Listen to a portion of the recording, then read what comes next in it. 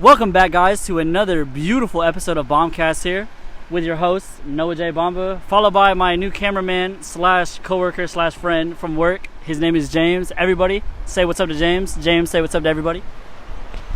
What's up, guys? We are out here in beautiful Galveston, Texas today, and I'm not gonna lie, it is a very good day today. Sun is out exactly where we want it. We have a good amount of space between us and some people.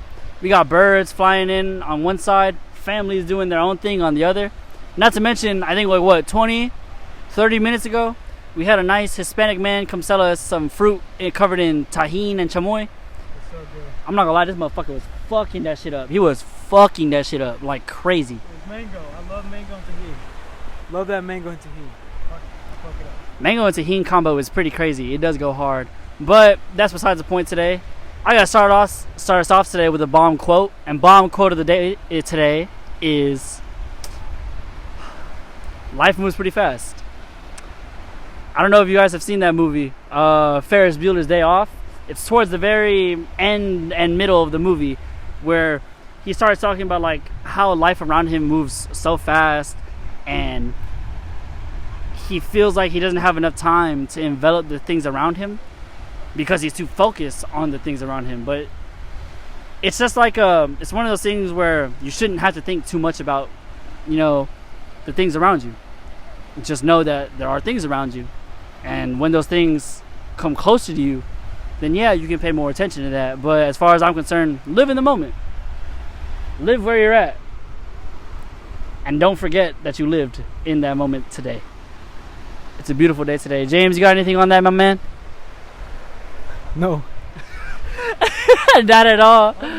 Well, he's very new actually. He's probably the second person I've had on this podcast besides my boy Jaden. And y'all know how that first episode was with Jaden. It was immaculate. It was great even, and it was a great time to be alive.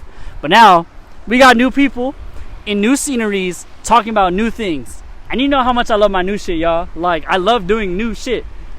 Like, I don't know, I'm not ready to do the same shit every day yet. I'm really not.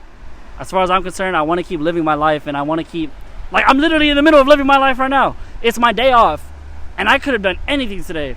I could have stayed at home, smoked some grass, you know what I mean? Like, we could have been doing anything but that. I could have got drunk on a Sunday afternoon. But no, I wanted to come out here, film my podcast with my boy, and just have a good time and, like, just unwind. Like, we've been out on the beach, drinking, vibing, enjoying the scenery around us. Like, y'all, it's a really good day to be alive. Now, I'm not telling y'all, hey, go to the closest beach around you, or hey, go be by water. This just happens to be the nicest thing around us, and it's only, an hour away from where we live? About an hour. If there's traffic, an hour and 20. But as far as I'm concerned, it's a great time. It was worth that hour coming out here. It really was. Not to mention, what are we going to grab after this? Probably some wings. From where? That actually sounds kind of good. I don't know. I think I saw a Hooters nearby. A Hooter? What the fuck? You got wings from Hooters? There was a Hooters when we came in. I mean, yeah, but like, I was about to say, I was like, Hooter wings are mid. Like, look, if you want wings, I have two contenders. Wingstop, because, it's Wingstop. Like, come on. Wingstop wings go hard. Or, I don't know, because the only other wing place I had was Buffalo Wild Wings. But I feel like Buffalo Wild Wings is mad overrated. Like, it's good, but there's only, like, really one set of wings I want there. And they're the Asian Zing or whatever wings they are. Do you know what I'm talking about? No, I don't know. I have no idea. But I eat a lot of Wingstop. Wingstop is pretty good. Wingstop is gas. I don't know. I can think of any good flavor there, and I fuck with it. Now, I fuck with their fries even more. Their fries, the seasoning, the ranch, it all just blends so well together. I agree. I don't know, like, there's so much food I want, like, right now. I'm at the ocean, and I'm literally thinking of sushi. Like, there's a part of me that just wishes, like, we were so much closer to, like, Pacific water. Because I want tuna or some, I don't know, I want something other than amberjack or Fried shrimp or like seafood sounds good. Yo, did a shrimp fry this rice? Cause fuck. Have y'all seen that meme about shrimp fried rice? Talking about there's no way a shrimp fried this rice. Like, I don't know why. I was showing him that meme earlier today, and he didn't think it was as funny. Now, in my opinion, if y'all saw the meme and I showed it to y'all, it'd be fucking hilarious. It'd be fucking hilarious. Like, you could put it on the screen. Yeah, actually, put it on the screen. Yeah, we're gonna put it on the screen for y'all. Trust me, it's on the fucking screen. I didn't think it was funny. I don't know. I didn't get it. I have broken humor. I have very broken humor. Look, there's a bird. There's a whole bird right there. He's eating a dead fish. Yeah, there's like literally 5 feet away from the camera. There are 2 dead fishes we're looking at, and this little tiny bird, he going ham on it right now. He like digging in. This fool hungry. But shit, I'm hungry too. Wings do sound good, but I don't know why. I think it's because I'm Asian. I have a mad craving for rice. I want like white rice, or I want sushi. Sushi sounds so good, but I don't got no sushi money. Sushi be expensive, bro. For the way I want my sushi. Nah. I will pay top dollar for my sushi. I love sushi. James, what's your take on sushi, homie? Well, I went to a sushi place in Noah here, like maybe a few weeks ago. Fucking loved it. It's a place really close to my house. It's a sushi bar? Yeah, it was an all-you-can-eat sushi place. Fucking good ass sushi, good appetizers. I enjoyed it. It was right after my 21st, so I had a nice beer after that. Oh yeah, he did have a beer. Fuck. I had a beer. It was really nice. It was really good. Nah, I think the funniest part of that night, I'm gonna be real, was the fucking server. Our server was a jackass, bro. Like, he was not a jackass. He was a dumbass. That's what he was. Bro, like, we asked him for the simplest shit. So look, when we first got there, he brought us these 2 little trays. One side had ginger and one side had wasabi. And I kind of wasn't feeling the ginger yet. I only wanted the wasabi and the empty side so I could pour my soy sauce in. So, I shit you not, I asked our server in the simplest way. I'm like, hey, can we get 2 of these trays, but only with the wasabi in it and no ginger? Like, I was very discreet. I was like very specific too. And I'm pretty sure I said it to him in a very simple way. I didn't say it to him in no like particular way. Like, I'm pretty sure anybody would have understood it if they heard it. And this dude, you know what he does? He brings out one thing with wasabi on both sides. And I was like, what the? I was like, what the fuck? I asked for 2 and you gave me 1. Like, bro, come on. Don't forget to mention that guy. He came to us like there's long times we had to wait. We had to wait just to talk to this fool. His tip, you already know, his tip was not so good. He did not deserve a good tip. No. I'm not gonna lie, as soon as he dropped the food in front of us, we fucked that shit up. Like, we ate it fast and we tore it up. Not to mention, what was your favorite part of the meal? Be real. I think the eel. It's the first time I ever tried eel. I think I had it as I don't know, what was it, appetizer? Yeah, so at first I had given him an eel hand roll. Tell me how that was. I fucked it up, that's why I devoured that shit as soon as you put it on the fucking table. And then after that, I already knew I had to get some eel sushi. I fucked that up too. What was your takes on the other sushi besides the eel? It definitely, honestly, I'm not sure, because I haven't eaten raw sushi like that. I don't eat raw sushi, like raw fish like that. Yeah. Like when I have sushi, and then it's like a California roll. Like, I don't think those have like raw fish, right? I mean, California rolls have like avocado, rice, sesame seeds, imitation crab, and I mean, some people, yeah, it is sushi, but like in my terms of definition, that's like American sushi. Yeah. Like, when I think of sushi, bro, I think of sashimi. And sashimi is just the fish. It's just the naked fish by itself. No rice, just the fish. And I'm not gonna lie, I love how soft fish is. Like, when you eat meat and stuff, like, the whole point of it is to cook it through to make sure it's edible, right? But what I love is you can literally catch a fish, cut it right there, and that is the freshest piece of sushi, no, sashimi, you can ever eat. Like, let's say I was fishing right now, like right now. If I had a rod on me and I just threw my rod out there, caught a fish, I could fillet it right here and eat the fillet. Just eat the fillet. Why? Because it's sushi. Like, I don't think you can just kill a deer and just start biting into the deer, right? Like, no, like, you don't get that same satisfaction when you eat sushi. Like, for meat, it's supposed to be prepared like medium rare. Like, you want that softness, but also texture of it being cooked and it being edible, you know? But when you eat sushi, be real, just dig the fuck in. Like, it's so damn good. Like, do you have a favorite type of fish you like to eat or no? No, not really. At least, are you talking like raw? It doesn't have to be raw. It can be like any type of fish, really. No, I don't really have a favorite. Usually I just eat tilapia. I could eat catfish like at a restaurant. Oh, yeah. That's about it. Yeah.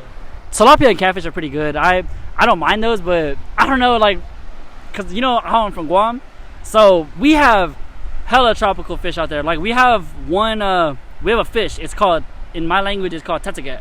It means like unicorn fish, and it's this brown fish, and it has like a long horn on its head. But my dad, whenever he grills that shit, like, I never personally eat it, but in the times I have eaten it, I'll always say it's good. Because it's pretty damn good. And that's just one of the fishes I eat. There's parrotfish on Guam. You got squid, octopus, eel, blue tip shark, gray tip sharks. Not to mention lionfish too. Lionfish is a big thing out there. Porcupine, sea cucumber, you name it, bro. Like, out here, you'd be lucky to catch, some big fish. Like, I think the only tasty thing that I've caught so far over here in Galveston is probably sheep's head. That's about it. Or flounder. Flounder is actually one of the fish that I haven't tried much of. You know what I actually did have was some stingray. Have you ever tried stingray? No, I haven't had stingray. So, I'm not gonna lie, I did not prepare it at all. Like, my dad knew how to prepare it. He cut off the tail, knew how to fillet it, cut it off from the poison and everything. I was just like, you know what? You do you. Now, there's this Australian guy I watch on YouTube. He literally just does catch and cook. And like 6 or 7 years ago, when he was like 19 or 18, this dude caught like a fucking stingray. He caught a whole stingray, cut it right there off, and he filleted it, and he made he pan fried it. He pan fried some stingray, and I'm not gonna lie, he made it look busting. Like, I don't know, like, Fish just looks good, bro. Like, fish looks so good, but it looks so much better when you watch someone else cook it. I don't know how to explain it. Like, really? I think catching your own fish, cooking it up. I mean, you could have asked me. We could have brought the rods. I could have brought like a small grill. We could have done something here. That's for sure. No, we could have definitely went ham. Like, definitely went ham. And being out here, it makes me, I really just want to jump in that water. Like, I want to jump in, swim in. I kind of want to just swim away. Like, I don't know, what's the nearest city from here if you swim? Mexico? Nothing is near. Once you go out there, you're screwed. Hey, who knows? Maybe I might end up back in Guam if I get lucky, right? Probably. Which direction is Guam? Is it like that way or? Man, I don't fucking know. It's the ocean, bro. You gotta take your chances. Nah, but on today's topic today, with life and all, James, I'm gonna ask you: Are you in love with the way your life is going right now? Be honest. Yeah, I think I do. Honestly, I've been enjoying it. Tell me about it. Oh shit. Well, so lately, I mean, I've been just working. I just got this new camera. I got a drone, and I'm just trying to work on film and photography. What the hell was that? It was a stink bug. Stink bug. No, hell no. That shit's gonna shit on me. Yeah, I was gonna say it looks like a stink bug. But yeah, I wanna get into film and photography. I was helping out a film guy. He wanted to submit like a film to Sundance, like a short film, and I was helping him with my drone. So he wanted me to use my drone. We spent like a whole week on this short film. It's like a 15 minute short film, but we were spending hours on this. I don't know why I'm coughing. I think the air is just too salty. I don't know. So we were spending about we were going like after work. I would be going to downtown, Right. downtown Houston. We would go there like at 7, and then I'd be going back home like at 12 at night almost. And we would just like film. I mean, most of it was me just watching them. I was just there. Well, you were observing, right? I was observing. You know, I was actually interested, so I was really sticking. Nah, because you gotta think about it like this. Even when you were doing nothing, you were doing something in a way. Like, man, I'm gonna just let him be. He's not hurting nobody. You got anything to say, homie? Look, there's a little stink bug right here. Like, yo, can you talk, bro? He's camera shy. He's not even facing the camera. But nah, going back on that, like, it's funny because when we do nothing, we actually learn something from doing nothing, and it's fucking crazy. Like, James is here telling me how he was just sitting on the side, you know, watching these guys perform, shoot, do their thing, because this is all new to him, you know? Like, it was, if I'm not mistaken, this was your first time doing it, right? Yeah, it's my first time. And how did you feel doing it for your first time? Be real. I was hella nervous. I think the first day, just going to downtown. I mean, I don't oftenly go downtown. I'm usually more of up north, more outside, like not too in the country, but not too close to the city either. Right. So like on the outskirts. So when I went down there, I started looking around. Everything's just so hectic. It's so crowded. There's like something in every corner, and it was just getting me nervous. And so I get out of the car. Apparently, I parked next to the actors. I thought they were just regular people. And I'm on the phone with Devin. That's his name. I was on the phone with Devin. And then he told me he pulled up. And then he walks up to them because he didn't see me. He walks up to them, and I'm like, oh crap, those are the actors. They had like pretty good fits. They were ready to go downtown. That's what it looked like. Hell yeah. The shot was at a thrift shop. That's where we shot. That was the first scene. That was the first day. Okay. We were doing it there the whole time. We were just there. So, when you went to the thrift shop, did they was business still going on in there, or were they like, hey, like, we need to close down a bit of the store for like 20 minutes so we can film? Or was it just walk in there, you know, we're lucky to get the film if it's there? You know, was it like that? Yeah, so, I mean, Devin, he's the director. Right. He went in there and he asked the store owners if we could film in there. They only gave us, I think it was like, 30 minutes? They only gave us 30 minutes to I feel film. like you could do a lot in 30 minutes, though. Well, let's just say we didn't follow those 30 minutes. We were there a little longer, but they never said anything, so... Oh, so it was like y'all were chill then? Yeah, we were just chilling. They were filming in there. My part was filming outside, so my scene is the intro. It's an aerial shot of the thrift shop, it's called Petty Cash. It's a really nice thrift shop. Oh, the one downtown? Yeah. Is it next to Leopard Lounge? Yeah. And I know that. I know exactly what it's you're a talking really about. nice thrift shop, and my drone was basically in the sky, like on the other side of the street, like probably like 20 feet up in the sky, and it was pointed at a good angle where it's not too much sky, good enough you can see the actors walking in, and from there he transitions to them talking. And don't ask me what it was about, because I completely forgot. I was just there filming and just watching them how they film, but the script, I have no idea what the script is on. But did you have fun doing it at least? Yeah, of course. I had a lot of fun. I met really cool people. Devin, his mind with this whole film thing, I can see his dream, and it's like, I'm proud of him, because from what I understand is that he won a film festival. The one in Austin, right? Yeah, he went to a film festival in Austin that he submitted to, and I think they showed his film in like 4 different places. What? 4 different places. So it'd be here in the United States. I think one was like in Sweden, one was in Paris. Oh yeah, when is he still going overseas? No, he didn't go to those, but they showed his film. They were showing his film in like different places, in the world, and he won. In all places? And it was pretty impressive. This film, From what I understand, it's just a couple and a third wheeler. So that's from what I understand. I had plenty of shots. I had a shot outside that thrift shop.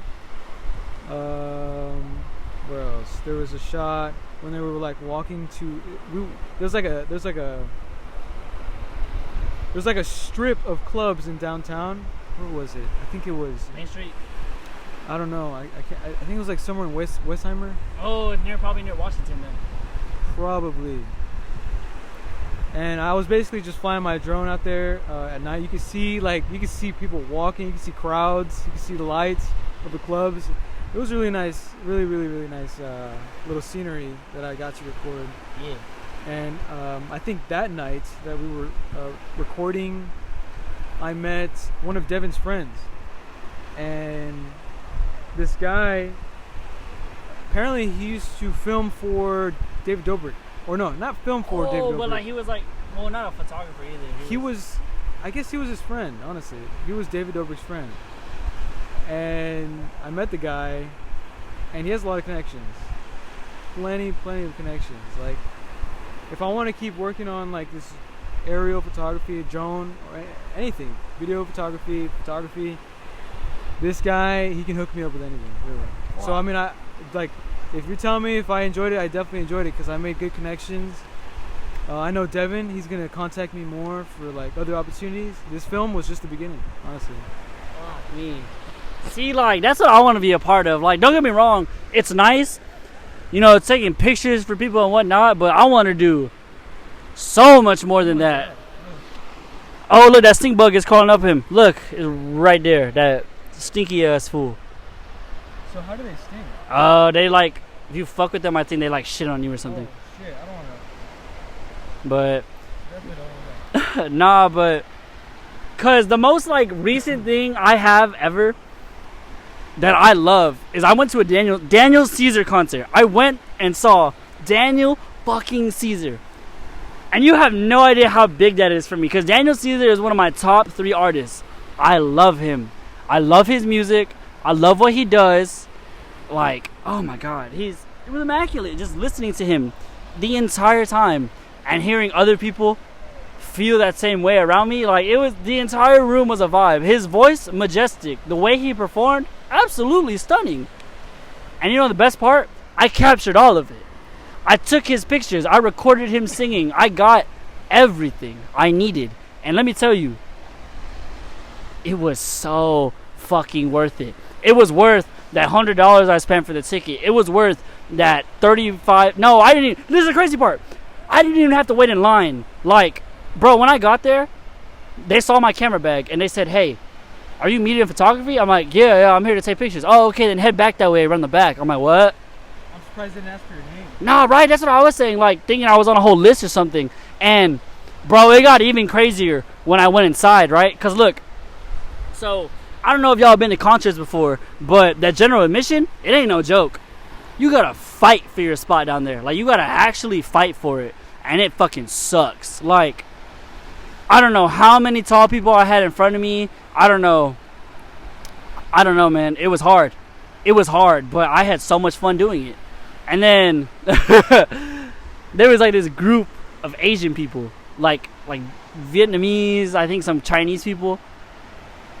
There were like 10 Asian girls. Like, and this is gonna sound really wrong. I don't mean it in any way. 10 little Asian girls. like they weren't like underage or anything. Like, they're all like 19 and older, but They're just short. yeah, they were small, bro. Like, really fucking small. I was like, bro, I could dunk on you. My intrusive thoughts were like, what happened if I push this girl? She would have died. You were like right in front of them or behind them? I was like in the middle of them, but that was a sucky part, right? Because like, look, like, imagine it's me right here.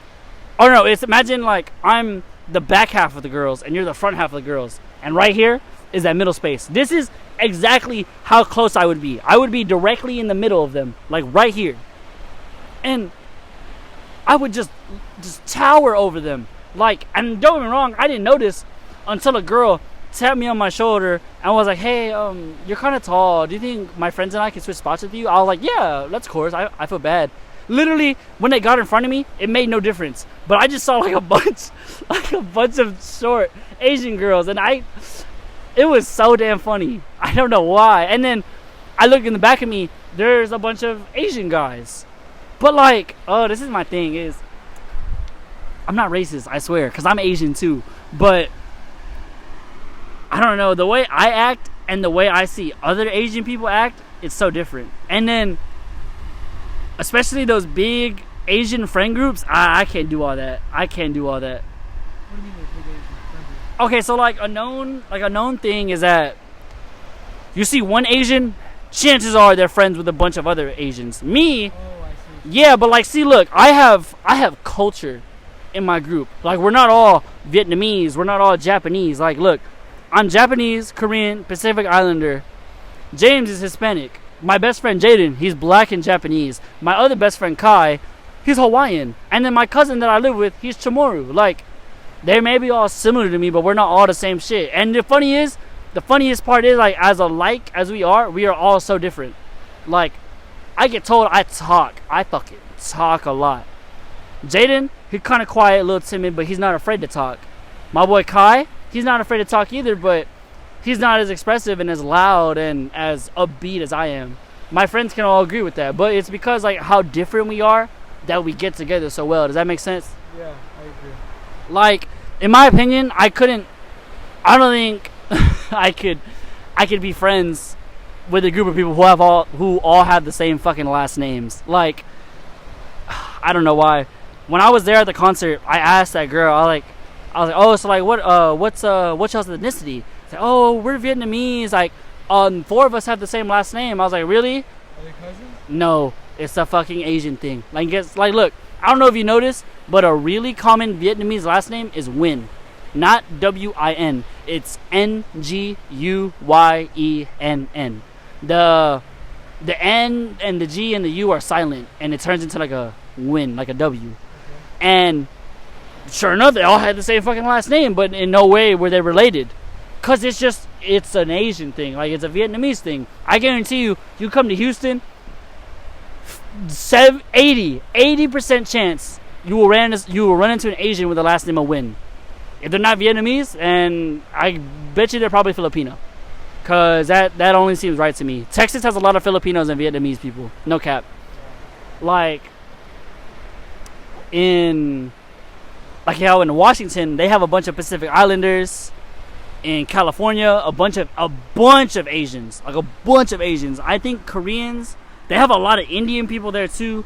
But I don't know, like, when I think of myself, I think I'm so much more different than the Asian people that I see.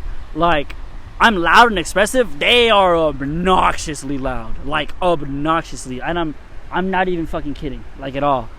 I can't even exaggerate that either. Like, I want to, but I know I can't, because it's just the honest truth. Like, you'll experience it. If you ever hang around me, and we happen to be around some Asian folks, yeah, prepare yourself, bro. That's all I'm saying. Well, good thing we haven't. Yet. But I don't know. I love diversity. I love different things. I love knowing that not everything is going to be the same outcome. Not everybody's going to have the same beliefs. That's how life is supposed to be. Like, the differences in the life is what bring us together. It's because no matter how different all of us are, you really think about it, we're all the same. Like, James might be having, like, some shit going on in his life. I might be having some shit going on too. But that doesn't mean we're going to be going through the same shit, but we can have the same feelings. Like, let's say, for example, like, oh, James, God forbid me say this, but, like, let's say, like, you have, like, a pet, and, your pet dies. And let's say the pet been with you for, like, 11, 10 years, and then they die. Depending on how you take it, you could be like, oh, that was my best friend. That was my dog. Like, I did everything with him. I raised him. Yeah, you have a cat. Okay, and 4-year-old cat. Now, how would you feel if you found out that your cat just passed away? Be real. How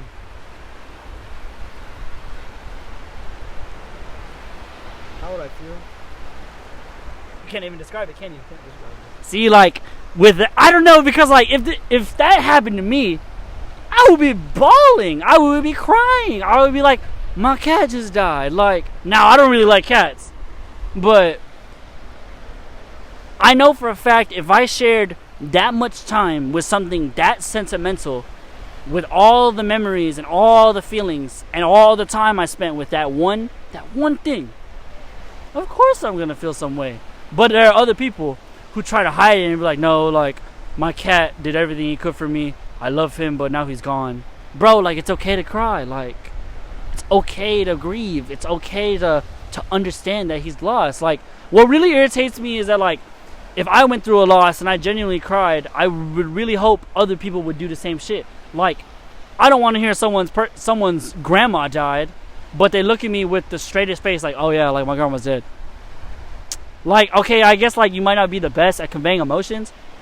It's not really that, honestly, because I think, I don't know how to describe it, because, like, I guess for Hispanics, you know, once you get older, you start to understand that, I guess it's more like a religion thing. You know, they're happy, they're in a better place.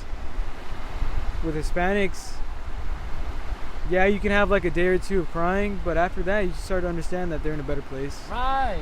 And you know, they're not in pain anymore. Like my uncle, he passed away from cancer like a few months ago, like I think in April. Oh yeah, because you had to go to the funeral, right? Yeah.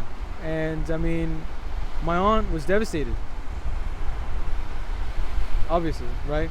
But over time, you know, she started to understand that my uncle, when he had cancer and he was fighting, he was in pain the whole entire time. He was taking medication and taking a lot of pills. Not, I mean, obviously recommended by the doctor, not on purpose. But he was taking a lot of pills to numb the pain that he was going through and all the chemotherapy and everything like that. Right. And so, I mean, unfortunately, he didn't win the fight with cancer, but my aunt knows that he's not in pain anymore, and that he's up there with God and enjoying whatever God has for us after we die. Right. Like, I can kind of relate to that too, because actually, this actually happened over about 11 years ago. 11 years ago, I had this really close aunt I lived on Guam with, and she took care of me all the time whenever my mom or my brother was at work. Her name was, we actually called her Auntie Peanut. Her name was Auntie Peanut. And she took the best care of me ever. Like, she would sit me and sit with me and ask me, like, as a child. She asked me as a child, boy, do you miss your dad? Because my dad was deployed in the military, and I told her straight up, yeah, I really miss my dad. And that was the first time, like, I actually felt like that, because my mom would be on Skype call, you know, like, see my dad overseas in Iraq and saying, like, you know, like, I miss you, I love you. But when someone else asks you, it hits. I don't know how to explain it. Like, if my mom were to ask me, I'll tell her straight up, like, yo, yeah, I miss my dad. But if a random stranger asks me, I don't know what it is. I'll go into full context. I'll be like, yeah, like, I really miss my dad. But with her, I told her so much about my dad and I, about the shit we did, the shit he taught me, and how I knew, even though I didn't see him, I would always remember what he looked like. And that shit fucking hit. Like, I was having such a surreal moment as a child. Like, that shit I crave, and I want for my child, you know, whenever I have one, I want to have moments like that with my kid that they can tell me, you know. And it sucked because she actually passed away. But it hit kind of different for me, because when she passed, I wasn't crying. I wasn't bawling my eyes out. But I was sad. Like, I told my mom, like, wow, like, what do you mean she passed away? What does that mean? It means she's dead. She's no longer alive. I was like, so she's not going to come over to the house no more? She's not going to come say hi to us? No. Yeah, honestly, I kind of agree, because, like, sometimes when something happens, I don't know, when it comes to me and something happens, like something really bad happens, it takes like 2 to 3 days. For it to sink in, right? For it to, like, really kick in, because, like, you haven't fully grasped the moment yet. Yeah. You haven't, like, You haven't allowed yourself to sit in it. And that's what I mean when I tell people, like, if you ask somebody about something and they give you a straight face, I wish they would be more honest about it. And what I mean by that is that, like, everybody grieves different, you know? I'm not telling y'all, hey, don't grieve like that, don't do that, hey, you shouldn't do that. No. Do what you need to do. You know, take as much time as you need. Be as quiet as you need to be. Get as loud as you can. You know, do what you feel is right for you. No questions asked. But me personally, I have no idea how to explain it. Because the idea of death never hit me hard. Like, I don't think I've had somebody pass away yet where I'm bawling my eyes out, you know? But I'm also not ready for that, because now that I think about it, me saying that out loud, I haven't experienced it at all. I've experienced seeing others around me die, but I never got any worse than that. And that's the crazy part, is because I got to experience it as a child, and I feel like when I had that exposure to it, I was okay because I was kind of used to it. But now, when you live so far away from your family, and you know, you hear, all it takes is one phone call for me to be driving fast. You know, hey, so-and-so is in the hospital, I'm on my way. You know, no questions asked. Now, because now as an adult, I fully realize the amount of control I have over myself. I don't have to sit there and wonder, is they going to be okay? I will drive my ass on there and check myself. Like, I will see if they are alive. I will see if they are okay with my own eyes. Like, I'm able to take that much initiative into my own hands. And that's the part I'm scared of too, is because I'm not ready for someone to pass away, and I don't want to make, you know, some long drive praying that entire time, like, oh, I hope they're gonna be okay, I hope everything's all right, just for me to arrive to see they're not okay, they're not doing great. Like, everything I just thought crumbled, and I'm not ready for that. But I like that I recognize, and I'm aware that something like that can happen. No matter how much you prepare, how much you try to settle yourself in for, you'll never be prepared for shit like that. Like, those are the moments in your life you can't control. You can't. Nobody does. I don't think anybody will ever have that answer, unless, you know, you hear from guys, yo, hey, thug that shit out. No, bro, it's more than thugging that out. It's more than letting it soak in. Like, you gotta take your time, man. I really mean that. And I don't know. Life moves so fast. Like, one day, right now, we are having this podcast. The next day, some random country could declare war on each other. Some random person could be shot by some other random person. A celebrity could die tomorrow. Anything is possible within any given amount of time. What was it, like that guy from Euphoria? When he passed away.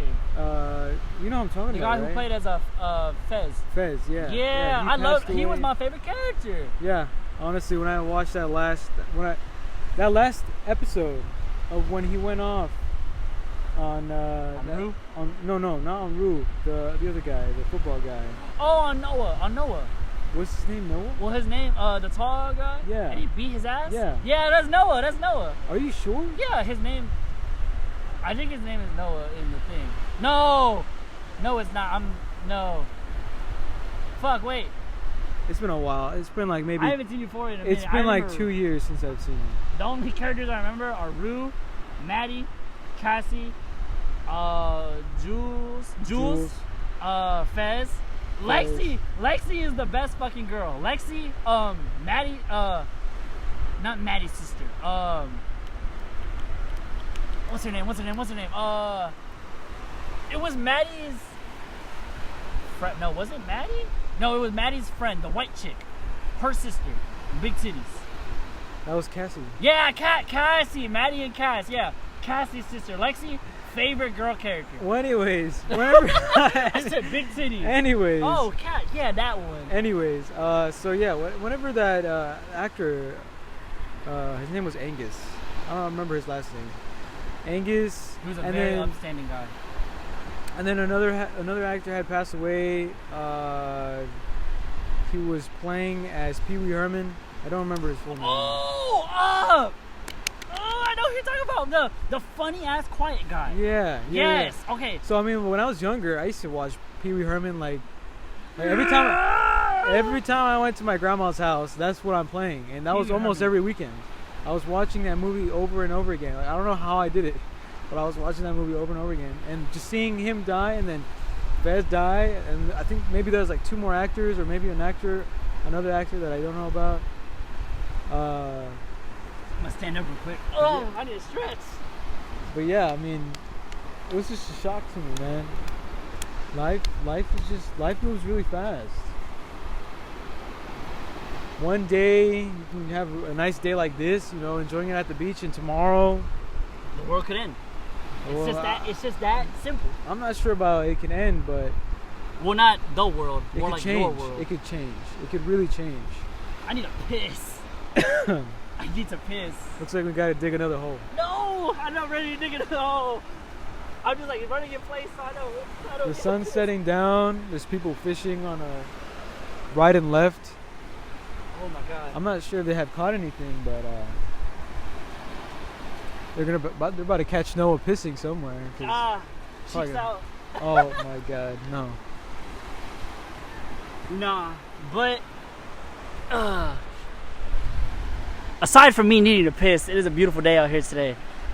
Oh my god, I need to piss. All right, y'all. With that being said, we hope y'all enjoyed this first filmed podcast. Not to mention this beautiful scenery we're in. Not to mention, give it up for my boy James, aka the co-worker, aka the boy, aka the film man. I appreciate you for being out here today, homie. Thank you, my man. Thank you for recording too and being here with me. I got you, man. Hell yeah. We had a little boosty, so yeah. We had fruit, the tahini. We got to enjoy a nice scene. What did we eat today? We had Chinese food, alcohol, and beers. Yeah. Oh my god. But with that being said, y'all take care. Y'all be safe. And y'all stay tuned for more Bombcast coming up. Have a great night, y'all. Stay safe.